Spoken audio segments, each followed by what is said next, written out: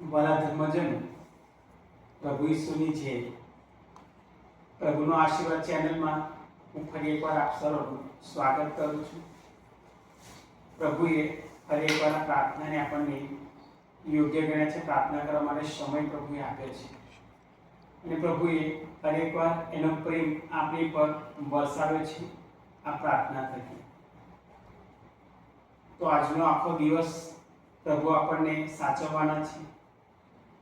આજનો આખો દિવસ આપણે પ્રભુને સોંપી દઈએ અને સાથે સાથે આપણે પણ પ્રભુના હાથમાં સોંપાઈ જઈએ અને તો જ આપણા પ્રભુ આપણા માટે કાર્ય કરશે. એ કાર્ય પ્રભુ એટલા માટે કરશે કે આપણે પ્રભુના હાથમાં બધું સોંપી દીધું છે. એટલે આપણે પ્રભુના હાથમાં જ કશું સોંપીને બધું આપણા હાથમાં જ રાખીએ તો પ્રભુ કાંઈ જ કાર્ય ના કરે, આપણા માટે કશું કરી ના શકે. પણ મારા ધર્મજનો, એક સાચા ખ્રિસ્તી તરીકે પ્રભુ આપણને એ જ કહે છે, પવિત્ર બાઇબલ આપણને એ જ શીખવાડે છે કે તું તારી બધી ચિંતાઓ તારે માથે લઈને ફરવાની જગ્યાએ તું પ્રભુની ઉપર બધું છોડી દે, એમના હાથમાં બધું સોંપી દે. તો તારો ભાર હળવો થઈ જશે અને તું પ્રભુમાં એક મન થઈ શકીશ. ત્યારે વાલા ધર્મજનો, અત્યારે પ્રભુએ આપણને આ પ્રાર્થના કરવા માટે જે એક તક આપણને આપી છે એ તકને આપણે નાની સૂની ન ગણીએ પણ વિશેષ તક ગણીએ. કારણ કે આ નાની પ્રાર્થનામાં પ્રભુ આપણી સાથે એક થાય છે અને આપણે પ્રભુની સાથે એક થાય છે. અને આજે આખા દિવસ દરમિયાન આપણે જે કંઈ કાર્ય કરવાના છીએ કે જે કંઈ કરીએ એમાં પ્રભુને પ્રાર્થના કરી કે પ્રભુ તો આખો દિવસ અમારી પાસે ને મારી સાથે રહે છે, અમને સાચવજે, સંભાળજે. કારણ કે મારા પ્રભુ, અન્ય લોકોની તો મને કોઈની કશી સહાય મળતી નથી. અન્ય લોકો તો મને પાળવા જ ઈચ્છે છે, નીચે પાડવા માટે ઈચ્છે છે, પણ તમે મારી પાસે રહેજો જેથી કરીને હું પડી ના જાઉં. કારણ કે મારા પ્રભુ, જો તું મારા પક્ષમાં હોઈશ તો મારી સામેના કોઈ પણ મારી સામે કંઈ કાર્ય નહીં કરી શકે, ખોટું કામ નહીં કરી શકે. અને મારા પ્રભુ, હું જવાબ આપીશ એના કરતાં તું જવાબ આપજે એ લોકોને. અને મારા પ્રભુ, આજે બધું તમારા હાથમાં સોંપીએ છીએ અત્યારે, અને પૂરેપૂરો મારો વિશ્વાસ મને એવું કહે છે કે મારો પ્રભુ હંમેશની માટે મારી પાસે, મારી સાથે છે, રહેશે અને રહેવાનો છે. હું કદાચ આખા દિવસમાં કામમાં મારા પ્રભુ તને કદાચ ભૂલી જાઉં, પણ મારા પ્રભુ તું અમને ક્યારેય નથી ભૂલતો.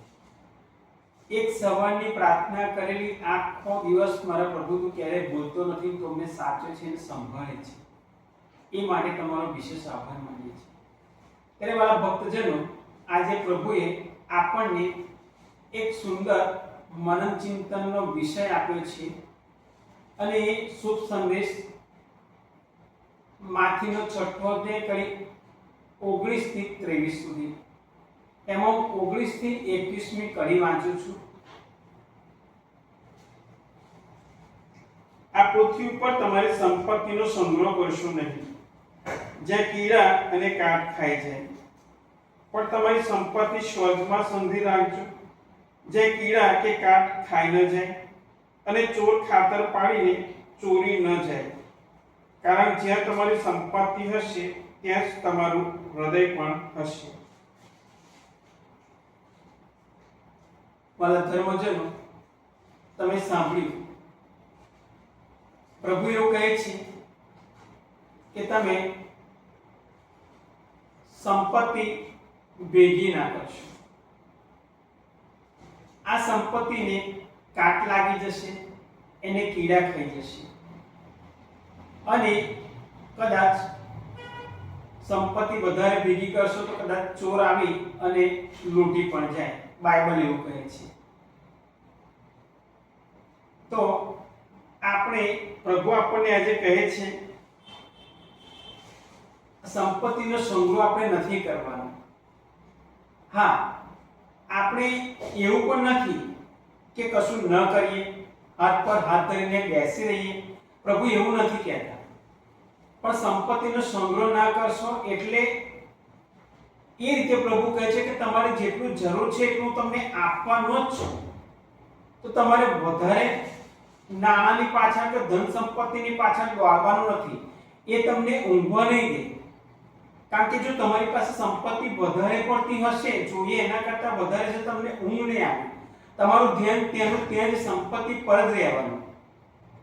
આ પવિત્ર બાઇબલ આપણને એવું શીખવાડે છે કે જ્યાં તમારી સંપત્તિ હશે ત્યાં જ તમારું હૃદય હશે. તો વાત સાચી જ છે વાલા ભક્તજનો કે આપણી જોડે જોઈતું હોય એના કરતાં જો વધારે પડતું હોય તો આપણું ધ્યાન હંમેશને માટે ત્યાં જ રહેવાનું કે મેં મારી ગાડી બહાર મૂકી છે, એને કોઈ કશું નુકસાન તો નહીં કરે ને, એને કોઈ ચોરી તો નહીં જાય ને, મેં મારી તિજોરીમાં જે રૂપિયા પૈસા ઘરેણા મૂક્યા છે એવું રાત્રે સૂઈ જાઉં છું તો એ કોઈ ચોરી તો નહીં જાય ને, ચોર આવીને ચોરી તો નહીં કરી જાય ને. અન્ય ચીજો મારા ઘરમાં આટલી બધી મોંઘી છે તો મારા ઘરમાંથી કદાચ ચોરી તો નહીં થાય ને. આના લીધે થઈને આપણું હૃદય ત્યાં જ એ સંપત્તિ ઉપર રહે. પવિત્ર બાઇબલ આજે આપણને એવું કહે છે કે જ્યાં તારી સંપત્તિ હશે ત્યાં જ તારું હૃદય હશે, ત્યાં તારું મન હશે. અને આપણું મન જો ત્યાં હોય તો પછી સ્વાભાવિક છે કે આપણું મન પ્રભુમાં ના જ હોય. આપણે પ્રભુને યાદ ના કરી શકીએ. સંપત્તિ વધારે છે એટલે આપણે પ્રભુને યાદ ના કરી શકીએ, કારણ કે આપણું ધ્યાન તો સંપત્તિ પર છે. તો આપણે પ્રભુ સાથે એક ના થઈ શકીએ.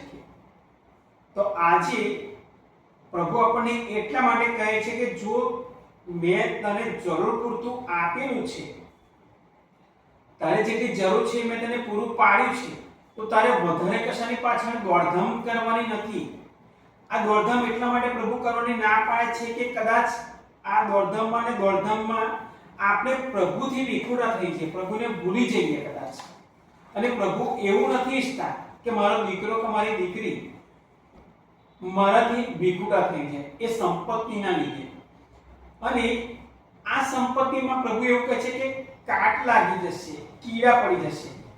કારણ કે જોઈતા આપણને જેટલું જોઈએ એનાથી પણ પ્રભુએ આપણને 3 ગણું કે 4 ગણું જો વધારે આપ્યું હોય તો આપણને જેટલું જોઈએ છે એટલું તો આપણે વાપરવાના છે. પણ જે વધારે જે વધ્યું છે, જે 4 ગણું પ્રભુએ પૂરું પાડ્યું છે, એ બધું ક્યાં જવાનું?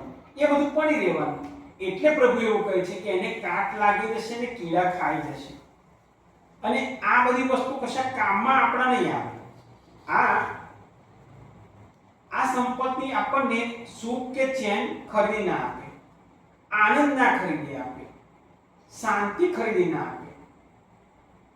આપણને એ સુખ ચેન આપી ના શકે. હંમેશા આપણને બેચેન જ રાખે આ સંપત્તિ. તો પ્રભુ આપણને આજે કહે છે કે આવી સંપત્તિનો તમારે પૃથ્વી પર સંગ્રહ નથી કરવાનો જ્યાં કાટ અને કીડા ખાય છે. પણ હા, તો આપણે આજે એ સમજીએ તો કઈ સંપત્તિ આપણે ભેગી કરવાની છે. આ પૃથ્વી પર પ્રભુ આપણને આ સંપત્તિ ના પાડે છે, નાણાકીય સંપત્તિ, એ તો પ્રભુ ના પાડે. તો કઈ સંપત્તિ ભેગી કરવાની? તો હા, આજે આપણે એ સંપત્તિ ભેગી કરવાની છે. પ્રભુએ આપણને આજ્ઞાઓ આપેલી છે, 10 આજ્ઞાઓ આપેલી છે. એમાં આપણે આપણા માનવ બંધુ ઉપર પ્રેમ રાખવાનો છે, આપણી જાત કરતાં પણ વધારે દયાના કામો કરવાના છે, આપતા શીખવાનું છે. આપણી પાસે વધારે છે તો આપણે કોઈને જેને જરૂર છે તેને આપીએ. દયાના કાર્યો કરવાના છે. કોઈની મુશ્કેલી હોય, કોઈ મુશ્કેલીમાં હોય તો આપણે આંખના કાન નથી કરવાના અને આપણે એને મદદરૂપ થવાનું છે. આપણે પ્રભુ ઈસુના બાળકો છીએ. આપણે પ્રભુના પંથમાં ચાલવાનું છે. દયાના કાર્યો કરવાના છે. આ બધી સંપત્તિ આપણે ભેગી કરવાની છે. આને કદી કાટ ના લાગે કે આને કીડા કદી ખાઈ ના જાય. અહીંયા આપણે ભેગી કરીશું પણ એને કદી કાટ નથી લાગવાનો. અને આ બધી વસ્તુ બજારમાં વેચાતી નથી મળતી વાલા ભક્તો. આ આનંદ, સુખ, ચેન, શાંતિ જે આપણે બીજાને આપીએ એ બજારમાં વેચાતું નથી મળતું, જે આપણે કદાચ ખરીદી અને બીજા કોઈને આપી શકીએ ના. આ તો આપણા હૃદયમાંથી ઉત્પન્ન થાય. આપણા હૃદયમાંથી ઉત્પન્ન થાય તો જ આપણે કોઈને સહાય કરી શકીએ, કોઈની પર દયા લાવી શકીએ અને આપણે કોઈને મદદ કરી શકીએ. અને આપણને ભાન થાય કે પ્રભુએ મને 10 ગણું આપ્યું છે, તે લાય હું જેને જરૂર છે તેને આપું. આપણે આપતા શીખીશું. પણ આ બધો સંગ્રહ આપણા દિલમાંથી ઉત્પન્ન કરવો પડે, ત્યારે આપણે કોઈને મદદ કરી શકીએ. અને પ્રભુ આ સંપત્તિ આપણને ભેગી કરવાની કહે છે. ભલા પ્રભુ ઈસુ ખ્રિસ્ત, મને એ ખબર નથી કે તું મને ક્યાં લઈ જવાનો છે કે ક્યાં લઈ જઈ રહ્યો છે, પણ મને એટલો વિશ્વાસ છે મારા પ્રભુ તારી પર કે તું મને સાચા રસ્તે જ દોરી જવાનો છે. તું તારા કાર્યમાં જ મને સહભાગી થવાને આમંત્રણ આપી રહ્યો છે. કારણ કે મારા પ્રભુ તારો પ્રેમ મારી પર એટલો બધો અતૂટ છે, એટલે મારા પ્રભુ આ તું મારા જીવનમાં કાર્ય કરી રહ્યો છે અને મને એ જવાબ તમે આપી રહ્યા છે કે જો હું તને મારા રસ્તે લઈ જઈ રહ્યો છું. અને મારા પ્રભુ, મને તારી પર પૂરેપૂરો વિશ્વાસ છે કે તે અમને જે કાર્ય સોંપ્યા છે, જે કાર્ય કરવાનું તમે અમને કહીને ગયા છે, તમે એમને કહ્યું છે કે હું તમારી માટે શાંતિ મૂકતો જાઉં છું. આ શાંતિનો અનુભવ આપણે એકલાને જ નથી કરવાનો વાલા ભક્તજનો. આ શાંતિનો અનુભવ આપણે ચોમેર ફેલાવવાનો છે.